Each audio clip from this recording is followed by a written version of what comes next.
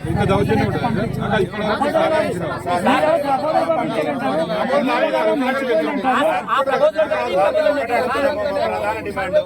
Collector గారిని గ్రామ సభ నిర్వహించమనండి. మా ప్రజల డిమాండ్స్ ఏంటి అని తీసుకోమనండి. ఇప్పటి వరకు మా గ్రామ సభ పెట్టలేదు. పెట్టండి, గ్రామ సభ పెట్టి మా డిమాండ్స్ తీసుకొని ప్రభుత్వం దృష్టికి తీసుకుపోండి. మంత్రి గారు, ఎమ్మెల్యే గారు, కలెక్టర్ గారు చెప్పినట్టు తిరుపతి మేము మా డిమాండ్ కొత్త ఉన్నాయి. మంత్రి గారు చెప్పినారు 4-5 కోట్లు నడుస్తుందండి. అది ఎగ్జాక్ట్ 4-5 కోట్లు ఇవ్వాలి.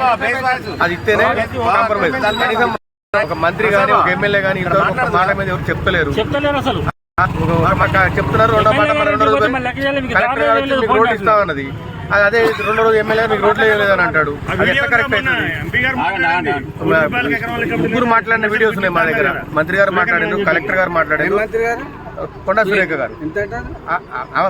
బయట రేట్ ఎంత రేట్ ఉంటే అది వేరే ల్యాండ్ ఇస్తాం, ఇంత దాంట్లో అన్ని ఫెసిలిటీస్ ఏర్పాటు చేసి మేము ఇస్తామని చెప్పింది. మీకేం కావాలని కోరుకుంటున్నాం? మాకు బరాబర్ ఇక్కడ ఎకరానికి 5 కోట్లు కావాలి. మా ఊరికి పక్కాగా హైవే రోడ్డు మా ఊళ్ళోంచి పోవాలి. అది మా డిమాండ్. మేము మా ఊరు నుంచి 175 ఎకరాల భూమి మేము ఎయిర్పోర్ట్కి ఇచ్చుకుంటూ మా ఊరిని మేము చీకట్లో పడేసుకోవాలా? అదొకటి చూడండి. మరి నా పేరు వెంకటేశ్వర్లు గుమ్మడి.